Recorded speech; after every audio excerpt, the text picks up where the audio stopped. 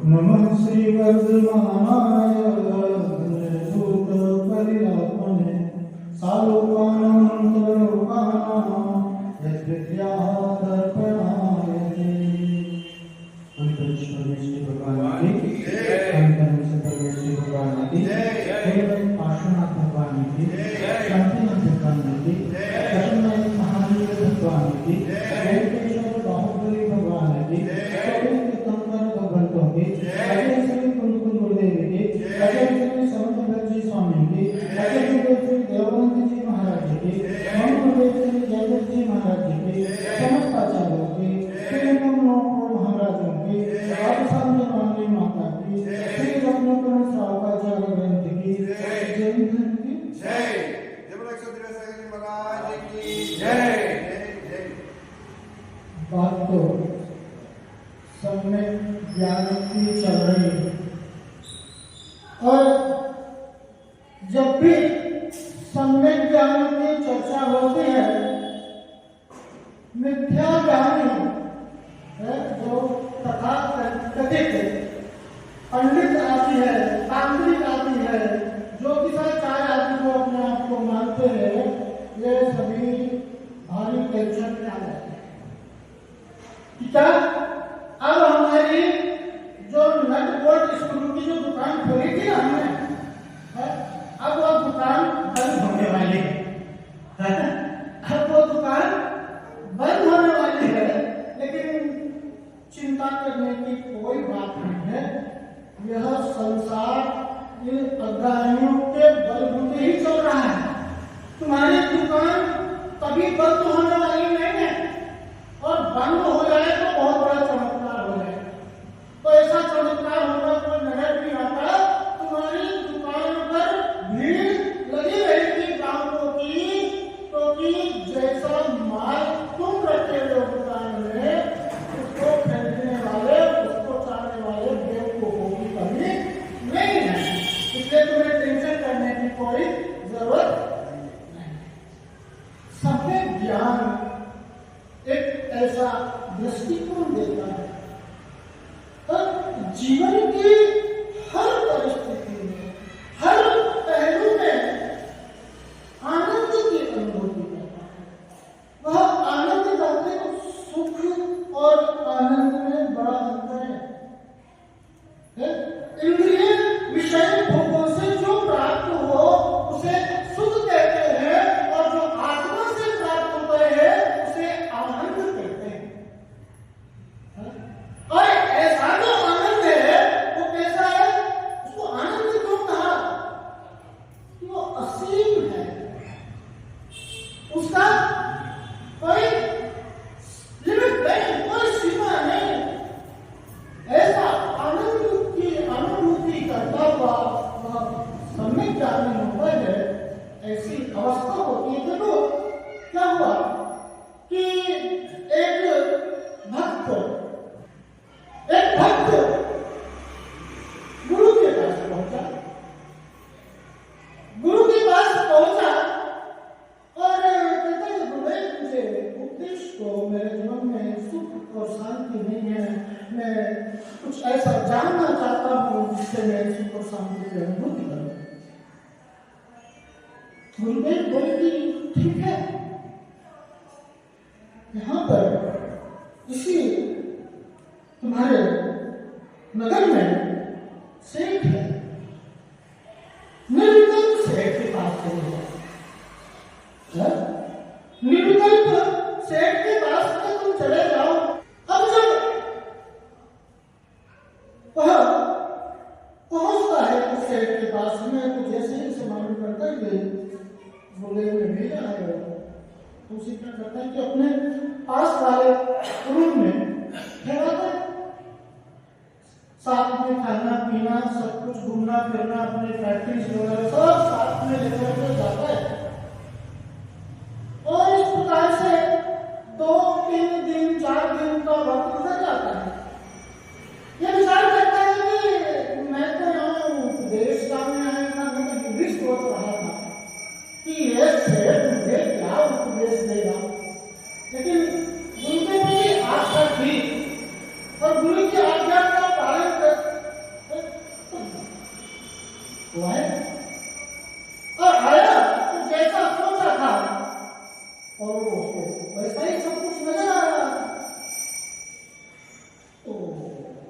मेरे को कल चला जाऊंगा, मैं तो कल चला जाऊंगा, समय की बर्बादी है और कुछ नहीं।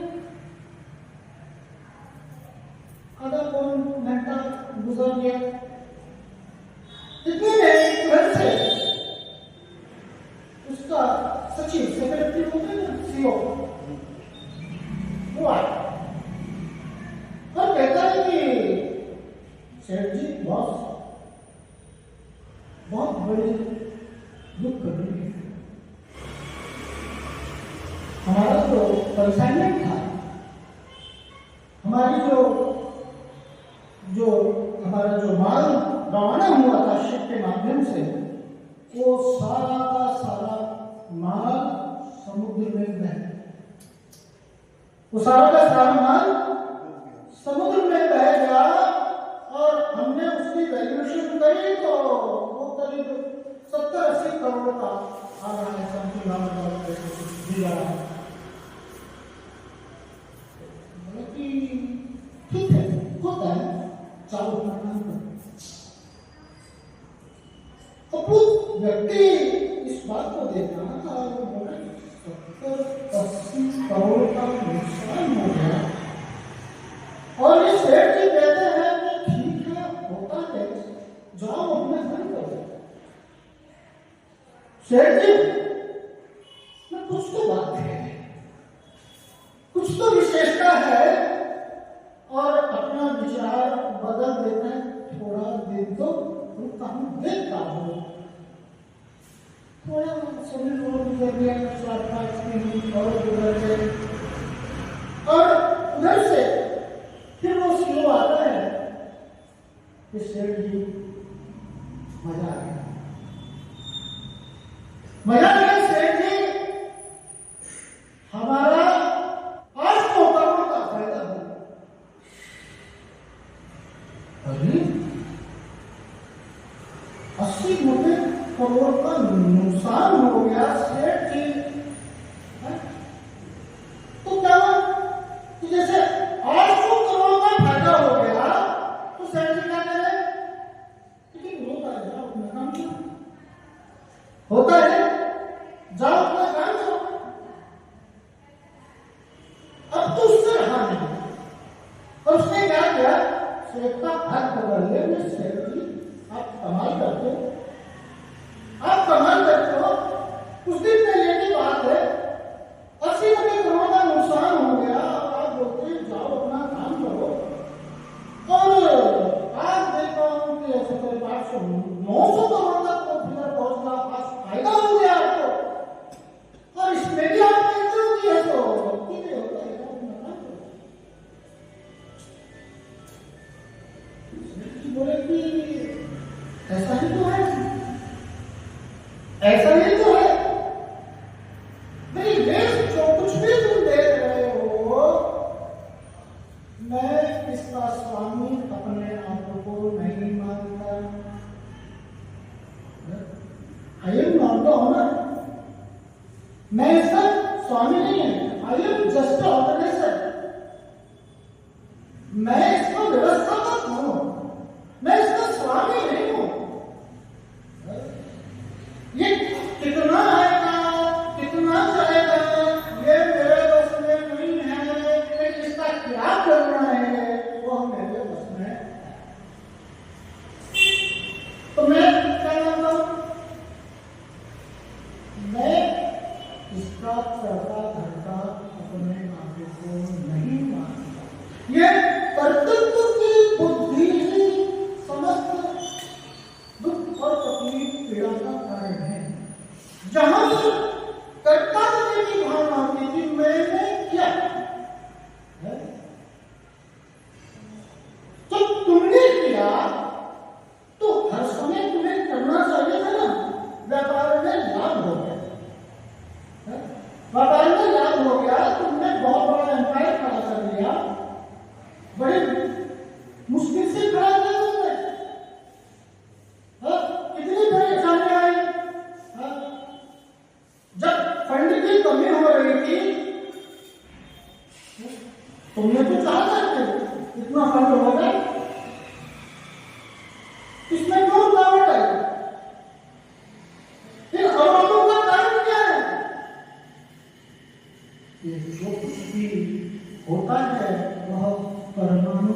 होता है।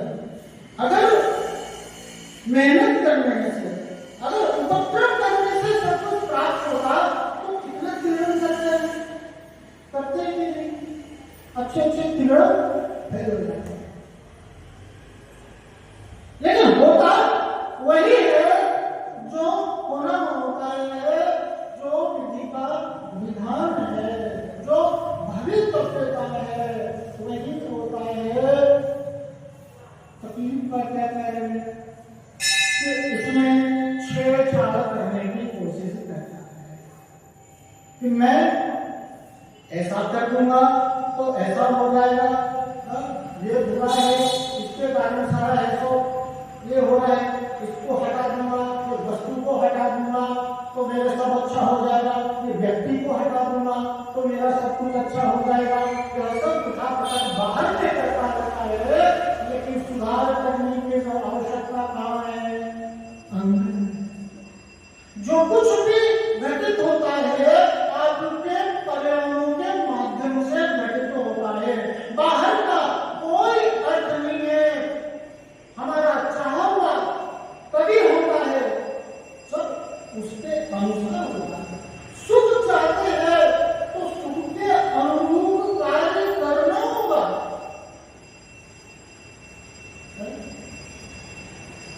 धर्म का भ्रम कि मैं धर्म कर रहा हूं, इस बात का भ्रम होता है और इस भ्रम का निवारण करने वाला है सम्यक ज्ञान। धर्म क्षेत्र में अरे आपके परिणाम निर्मल नहीं है तो वहां धर्म नहीं हो रहा है। कषाय अवस्था है, प्रतिबद्धता है, ईर्ष्या है, द्वेष है, वैमनस्य है, एक कॉम्पिटिटिव जो टेंडेंसी है ना, ये सारे फसाद का कारण है। कंपेयर मत करो, क्योंकि उसकी क्वालिटी अलग है, कंट्रोल आपकी अलग है। हाँ, उसमें अच्छाइयां हैं, उसमें अगर सक्सेस को प्राप्त किया है तो आप भी पुरुषार्थ कर सकते हैं। अपने अंदर कॉन्फिडेंस, आत्मविश्वास को जागृत करो, और जिसके अंदर आत्मविश्वास होता है, जिसके अंदर संकल्प की शक्ति होती है, जीवन का ऐसा कोई भी लक्ष्य नहीं है जो उसे प्राप्त नहीं कर सकता। दूसरे में अच्छाई देखो, अच्छाई हमारी प्राप्ति है, बुराई को देखोगे तो जीवन में बुराई की वृद्धि होगी। बगीचे में जाते हैं तो क्या चुनते हैं? फूल चुनते हैं ना, कांटे भी होते हैं, लेकिन बच्चे होते हैं वो विस्तार नहीं करते, फूल पर नहीं बैठते।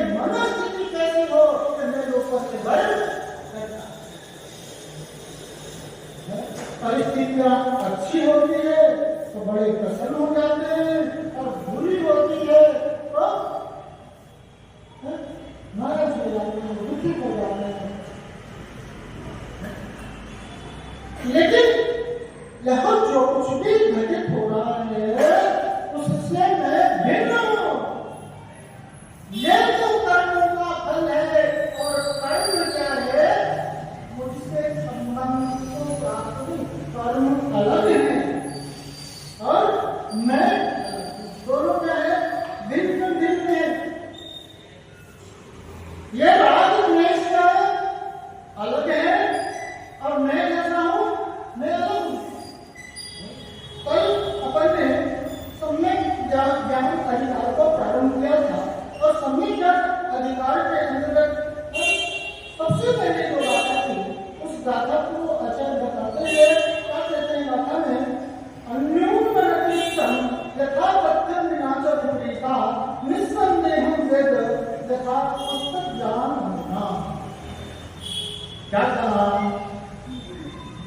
अन्योन्यतीर्थम, सबसे पहली विशेषता ज्ञान में क्या बताए कि न्यूनता से रहित होना है। आधा अधूरा ज्ञान बड़ा खतरनाक होता है। आप रिश्ता करने जाते हैं, आप संबंध करने जाते हो और आप लड़कियों के बारे में ज्यादा प्रचार करते हो और लड़की के बारे में नहीं प्रचार करते। एक दूसरे से तो संबंध हुआ है, लड़की मिल गई, लड़का मिल गया, चलो शादी करो, बाद में जाओगे चट महीनी पट गया। किसी व्यक्ति का परिचय प्राप्त करना है, उसके स्वभाव को जानना है, तो उसे थोड़ा वक्त दो, थोड़ा वक्त दो और तब हम बिना जांच पड़ताल के, बिना भावुकता में संबंध को कर लिया। थोड़ी सी जानकारी का परिणाम क्या होता है? वर्तमान में अवस्था देख लो, तलाक के केसेस सबसे ज्यादा हो रहे थे, पट्टी नहीं दोनों में, झगड़े हो रहे घर घर में। क्या ऐसा नहीं है? सुशील कन्याओं की या चारित्रवान पुरुष की कमी है इस संसार में, ऐसा नहीं है। अब मुझे मेरे जीवन में क्या करना है, मेरे जीवन का मूल्य क्या है, इस बात में विचार करने का भी वक्त चाहिए। मेरे लिए ये सब कुछ प्राप्त हुआ है, इसका मुझे क्या प्रमिता कर जा रहा हूं। बिना सोचे विचारे थोड़ा मोड़ी जो समझ हुई बस उससे सब कुछ कर डाला, उसका परिणाम क्या होता है? और क्या था? अतिरिक्त ज्यादा भी नहीं होना चाहिए।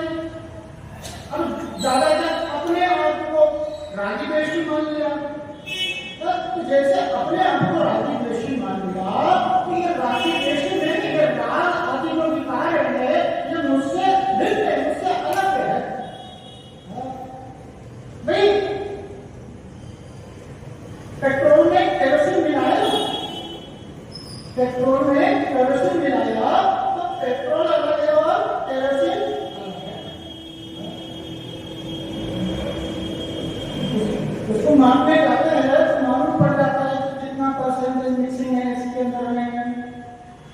तो इस बात को क्या बता देता है कि पेट्रोल है अलग है और केरोसिन अलग है, लेकिन पेट्रोल अपने में है, पेट्रोल केरोसिन नहीं हो गया और केरोसिन का पेट्रोल नहीं हो गया, दोनों का है अलग है। और मिलाने वाला अपने अपने के लिए क्या, अपने के लिए वैसे केरोसिन आ गया और अपने अंदर ले गए। कोई व्यक्ति है उसने ये कार्य उसी प्रकार से राग अलग है, क्रोध आदि दशाएं अलग है, कर्म अलग है, कर्म के फल है, ये सब अलग है। मिलाने वाला कौन है? कर्म। तो स्वामी कौन हुआ उसका? कर्म। इस प्रकार राग में आदि का है, मुझसे अलग है, मुझसे भिन्न है, क्योंकि अतिरिक्त जान लेना ये तो क्या हो रहा है जो ज्ञान का है ना, सब चढ़ करके बोल रहे हैं। अतिरिक्त का ना ओवर, गाड़ी होती है ना ओवरलोडेड, देखा होगा हाईवे पर चलती है ना ओवरलोडेड गाड़ी कैसे डगमग चलती है और आगे ले जाकर के बेहतर है। तो यही तो हो ओवर तो ज्ञान हो गया, गड्ढे में ले जाते हैं कहीं पर कोई भरोसा नहीं। तो याद रखेगा कि अतिरिक्त नहीं होना चाहिए और क्या यथातथ जैसा था तैसा, जैसा है वैसा काम वैसा ही करना, अपने आप को क्या मान लेना, शासन मान लेना। देखो देवता तो है, चाहे देवता की सब मर रहे हैं, अपने काम से कर्म का करके तो लेकर के जाता है, लेकिन कभी का मन में सोचता है क्या मैं भी मरूंगा एक दिन, मैं भी मरूंगा। राजा राणा छत्रपति हाथियों के सवार मरना सबको एक दिन अपनी अपनी बात, क्या बोला, मरना सबको एक दिन, लेकिन क्या एक दिन मरना है अपनी अपनी बारी के अनुसार है, ऐसा कुछ कोई चाहे करके भी तुम्हें मार नहीं सकता, और जब मृत्यु आ जाएगी तो कोई चाह करके भी तुम्हें बचा नहीं सकता। ठीक है, और क्या करता है मैं तो ऐसा शाश्वत, तो ये सब क्या है, यह अतिरिक्त ज्ञान है। और क्या कह रहे हैं, यथातथ्यम कि भाई द्रव्य की अपेक्षा से मैं नित्य हूँ, द्रव्य की अपेक्षा से मैं सत्ता रूप से संपन्न हूँ, लेकिन पर्याय तो क्या है, क्षणिक है, पर्याय नाशवान है। मनुष्य हो तो मनुष्य तो सदा नहीं रहूंगा, अमीर हूं तो अमीर सदा नहीं रहूंगा, स्वस्थ हूं तो स्वस्थ सदा नहीं रहूंगा, दुखी हूं तो दुखी सदा नहीं रहूंगा। अरे ये संसार है और क्षण मात्रता का नाम संसार है। जिस प्रकार से गरीबी बना नहीं रहा, उसी प्रकार से अमीरी बना भी नहीं रहेगा। गरीब अमीर हो जाता है, अमीर गरीब हो जाता है, स्वस्थ अस्वस्थ हो जाता है, अस्वस्थ स्वस्थ हो जाता है। तो ये सब कुछ है, ये सब पर्याय की अवस्था है, ये पर्याय मैं नहीं। मैं सुखी दुखी में रंग रहा, मैं सुखी हूँ, मैं दुखी हूँ, मैं राजा हूँ, पंडित दौलत राम ने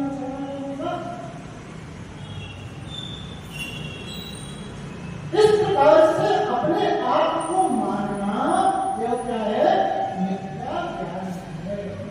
पर्याय से बुद्धि हट करके और कहाँ है, द्रव्य पे, स्वरूप पे, और स्वरूप दृष्टि भी सुख और शांति का कारण है। ऐसा महिमा, ऐसा दृष्टिकोण हमें ये सम्यक ज्ञान देता है।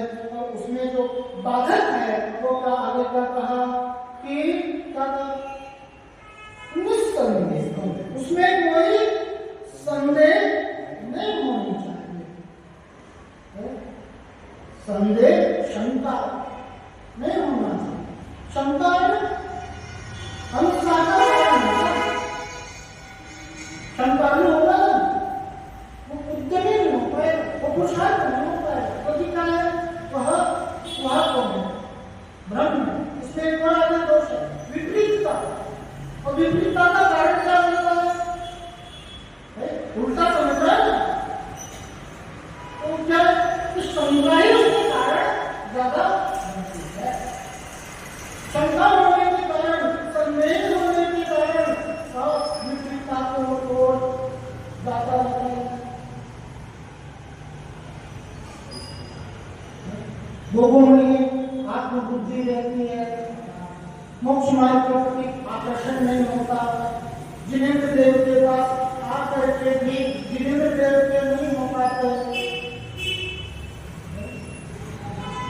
जीवन में संयम का आदमी घटित नहीं हो पाता, संयम आदमी के प्रति आकर्षण नहीं हो पाता। तो ये सब जो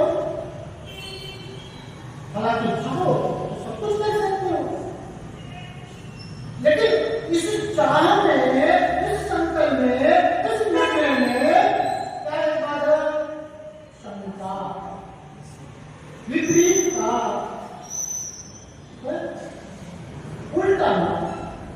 उल्टे मार्ग पर जो आदमी जाता रहेगा, वो एक जा रही है उसके सुख की ओर और एक जा रही है अंधी की ओर। कहाँ जाएगा? कोई नहीं। यहाँ पहुंच गया तो पता चल रहा है कि नदी हो रहा है, फिर वहां लोग हाथ करके हफ्ता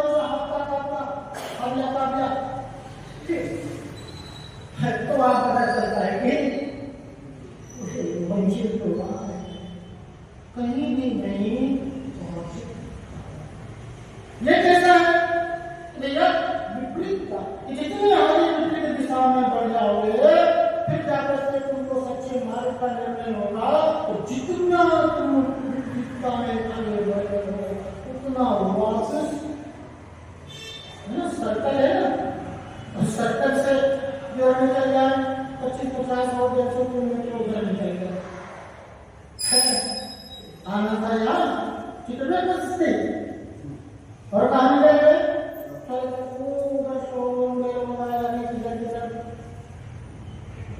अब क्या हुआ? कौन गए बोला? अरे रास्ते में वहां भी दर्शन करे तो स्वयं गए बोला। फिर पता चला आपको गलत रास्ते पर आप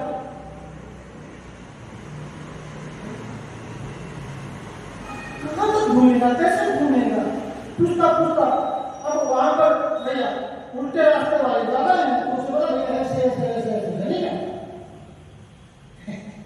अब और भटक गया।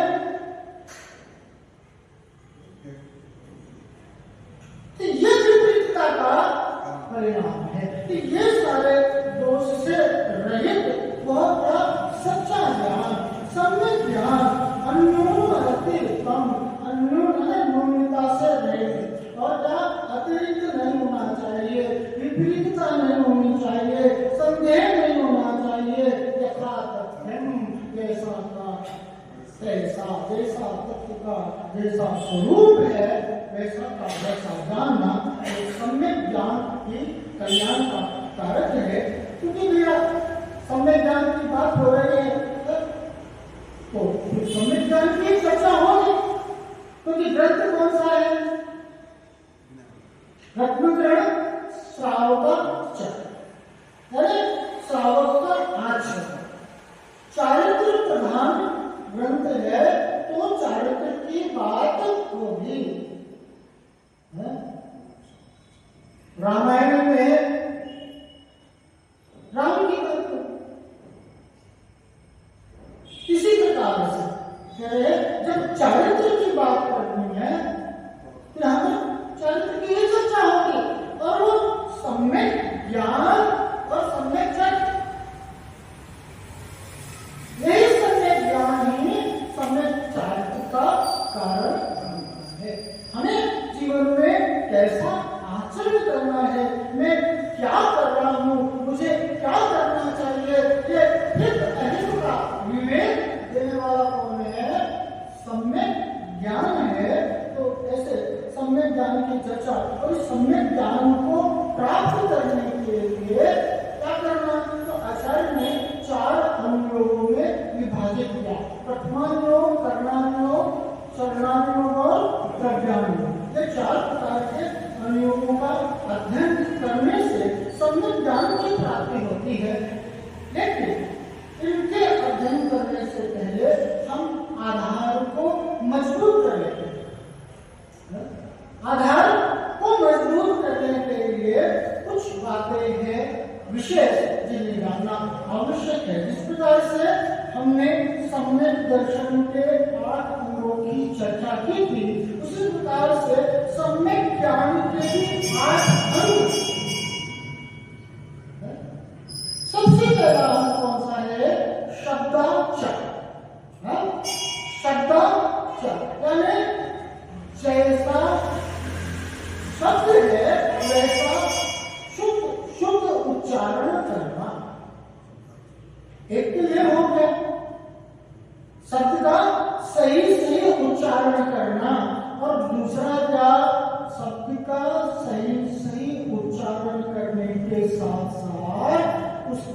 वाक्य का भी व्याख्यान करना, उसके अर्थ को भी समझाना, ये क्या कहलाता है? शब्दाचार। अब दूसरा क्या है? अर्थाचार, यानी जो शब्द और अर्थ, शब्द को अर्थ सहित जानना, शब्द को क्या करना? अर्थ सहित जानना, और उसे क्या करना? स्मरण में रखना। अब क्या हुआ? उसे क्या करना? स्मरण नहीं होने देना। अब स्मरण नहीं होने के लिए क्या कहा? अनुपेक्षा। अनुपेक्षा अर्थात बार बार उसका चिंतन करना, बार बार क्या करना? उसके बारे में विचार करना, कि जानना मात्र पर्याप्त नहीं है, जान करके फिर उसके अर्थ को जानना, और उस अर्थ को जान करके सत्य संबंध में बार बार विचार करना, उसका चिंतन करना, उसका बोधन करना, ये क्या कहलाता है? अरे उस बारे में शब्दाचार, अर्थाचार और तदुव्याचार। तो उसके बारे में बार बार विचार करना, बार बार उसका बोधन करना। अब बार बार बोधन करना, बार बार विचार करना, तो क्या करना? कि कभी भी कर लेना आगे ग्रंथ खोल करके पढ़ रहे हैं और एक जो विचार आदि कर रहे हैं, और तत्व आदि के बारे में ये सब क्या करना? भाई समय का भी ध्यान रखना, समय का ध्यान रखना, कालाचार नहीं पता ना कि उल्का पात है और दिग्दा है। दिग्दा जो प्राकृतिक जो प्रकोप होते हैं, ऐसे प्राकृतिक घटनाओं के समय में स्वाध्याय को नहीं करना। दिग्दा जैसे चारों दिशा है, और संध्या काल जब तो चारों दिशा में तो लालिमा, घोर लालिमा नजर आती, खूब लाल। तो इस बात का संकेत है कि कुछ ना कुछ दुर्घटना होने वाली है, कुछ ना कुछ, कोई आदमी आने वाला है, कोई तूफान आने वाला है, कोई प्रकोप होने वाला है। ये दिखता और उल्का पात ग्रहण नक्षत्र आदि को टूटते हुए नजर आते हैं, वो पिंड टकरा रही है उधर से, वायुमंडल में जो होता है तारे टूट रहे हैं, तो उधर से पिंड आ रहे हैं, तो वो पिंड आकर के पृथ्वी से टकराने वाला है, या पृथ्वी आप देखते हो वायुमंडल में जो नजर आता है उपद्रव, वो क्या कहलाता है? उल्कापात। तो ऐसे उल्कापात के समय, ग्रहण के समय, कुछ दिन पहले हुआ तो चंद्र ग्रहण आदि, सूर्य ग्रहण आदि, और संध्या काल आदि में, ऐसे विपरीत काल में क्या करना? स्वाध्याय नहीं करना। ऐसे काल में क्या करना? कि ध्यान में बैठना, आत्मा का ध्यान करना, जाप आदि करना।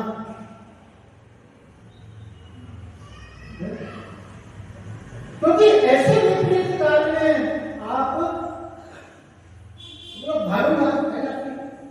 सुरक्षित जगह पहुंचो,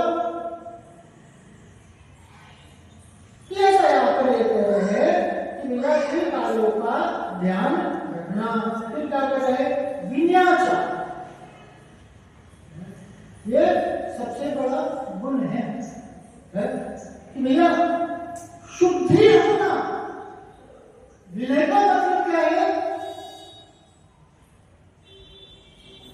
बाहर से झुकना उसको कहते क्या विनय? खूब खूब कर रहे,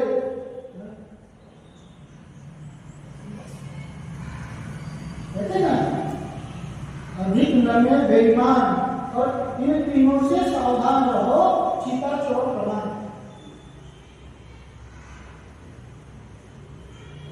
बाहर में नमन कर, वो नमन नहीं कि एक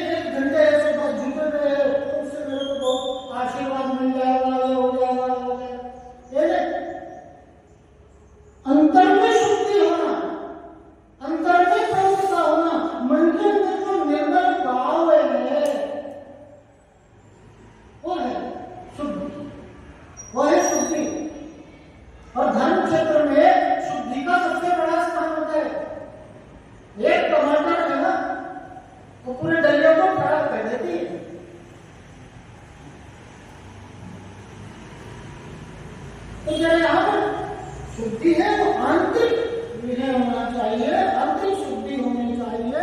वो विनयाचार भैया तेरे उपाध्यानाचार, उपाध्यानाचार, बहुमानाचार, स्मरण करना, उपाध्यानाचार में बात उसका स्मरण करना, उसे विस्मरण नहीं होने देना। और उसके बाद क्या कह रहे, बहुमानाचार यानी जो उपकरण आदि है, गुरु आदि है, जिनके माध्यम से ज्ञान की प्राप्ति होना है, शास्त्र आदि प्राप्ति होना है। शास्त्र कारण देते, शास्त्र कारण के लिए नीचे रखी हुई है। आप देखो, जो विद्यार्थी होगा, जो पढ़ाई में दक्ष होगा, जिसकी परसेंटेज हमेशा अपने टॉप लेवल पर होता है, तो उसके आप बुक्स देखो कैसे बढ़िया कवर ओवर लगा करके, कैसा उसका बैग आप देखोगे, कैसा व्यवस्थित रहता है उसका।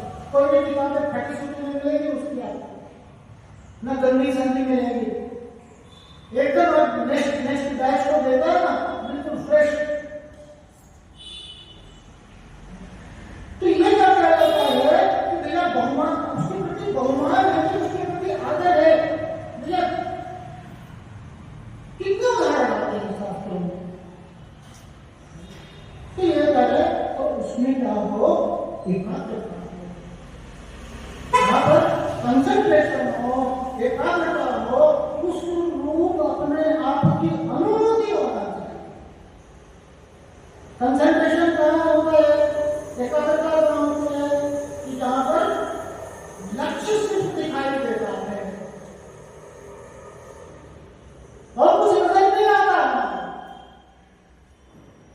लक्ष्य के लिए हर संभव प्रयास में जुट जाना, अपनी समस्त शक्ति सामर्थ्य ऊर्जा के साथ अपने लक्ष्य की ओर क्या करना, लगे रहना, एकाग्र रहना।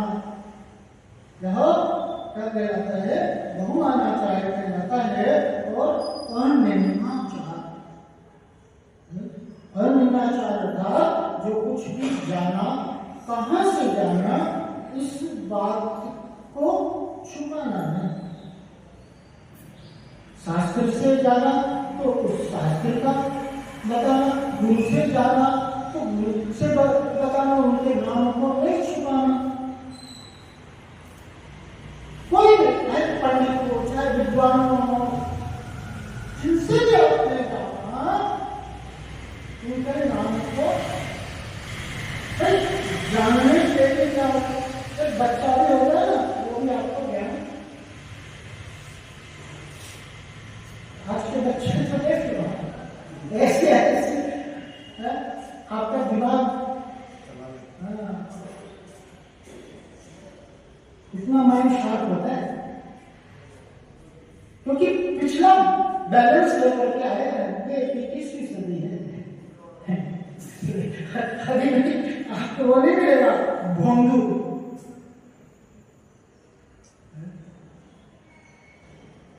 ऐसा है तो भैया, सीखने के लिए तो कोई लिमिट नहीं है, आप कहीं से भी सीख सकते हो। और जहां से भी सीखा है, जहां से भी जाना है, उसको छुपाना नहीं, जैसा यहाँ पर कह है। और निम्नाचार, और अब ये देखो, ये सारी बातें यहाँ पर हो गई।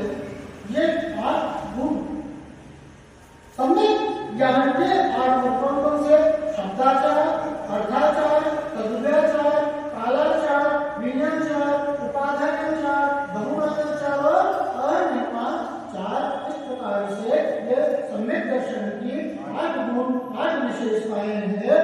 और आगे और क्या कहा, दिया स्वाध्याय करने से पहले इन बातों पर विचार करना, वाचना, प्रेक्षा, आमनाय और धर्मोदय। वाचना का पढ़ना, उसका उच्चारण करना, शब्द का उच्चारण करना, उसके अर्थ पर विचार करना। और प्रेक्षण जो कुछ भी जाना है उसे चर्चा का विषय बनाना, उसे चर्चा का विषय बनाना। और जो अपने से ज्ञानवान है उसमें शंका को उत्पन्न करके उस शंका का निवारण करना। कुछ तो होते हैं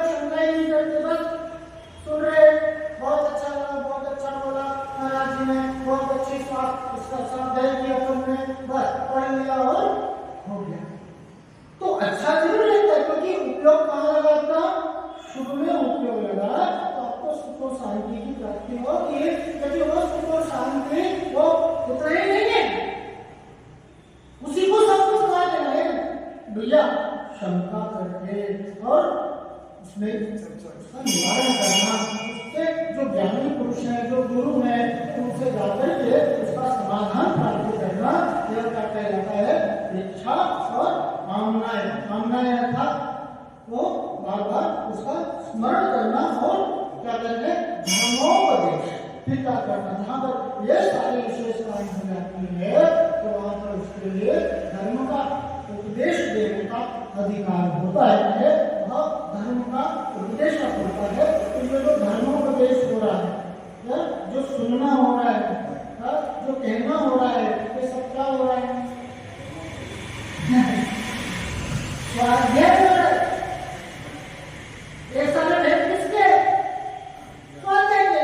वाचनापेक्षा कामनाएं और धर्मोपदेश, ये स्वाध्याय के सामने इन बातों का ध्यान रखने की आवश्यकता है कि भाई धर्मोपदेश है तो वो धर्मोपदेश भी कैसा हो, और धर्म का उपदेश देने का अधिकारी वही हो सकता है जिसने अध्ययन किया है, जो अंदर से उपदेश तो वही कार्यकारी होती है जो अंदर से न, जो अनुभव किया, अनुभव से जो बात आती है ना, वो सच्ची उपदेश होती है। बाहरी जाने का और उपदेश नहीं है।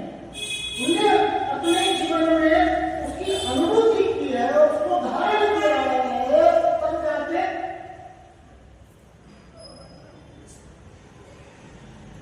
बिना आचरण के उपदेश नहीं हो सकता, और बिना आचरण के उपदेश कार्यकारी भी नहीं हो सकता। उपदेश देता हुआ यहाँ नजर आए, अच्छी अच्छी बात कर रहा है कि भैया नशा नहीं किया करो, चोरी नहीं किया करो, और बाहर जाकर के मिट्टी की दुकान पर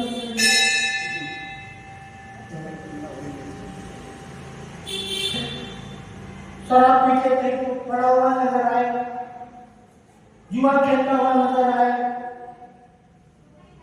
लोगों को उनकी सीधी है सो टैक्टिस बताता नजर आए, तो वहां को बड़ी अच्छी बात है।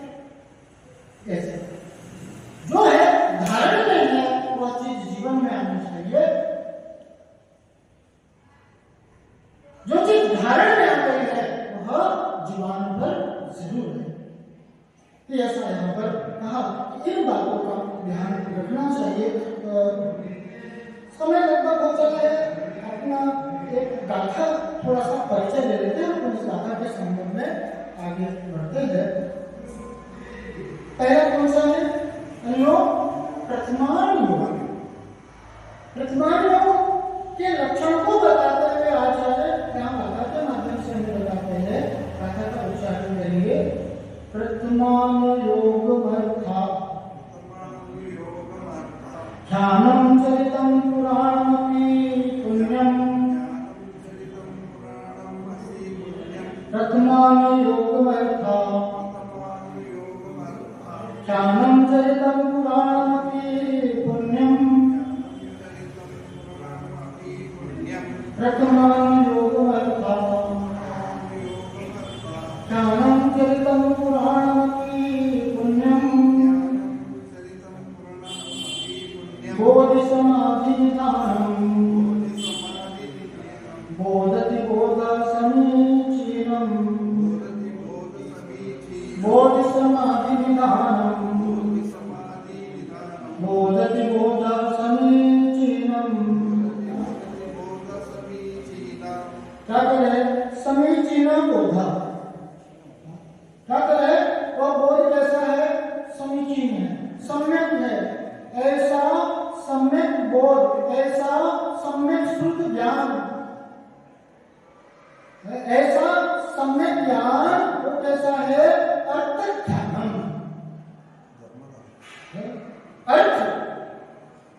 अर्थ का प्रतिपादन करने वाला है। अर्थ अर्थात जो अर्थवान है, जो प्रयोजन भूत है, जो कल्याण में सहायक है, जो कल्याणकारी है, वो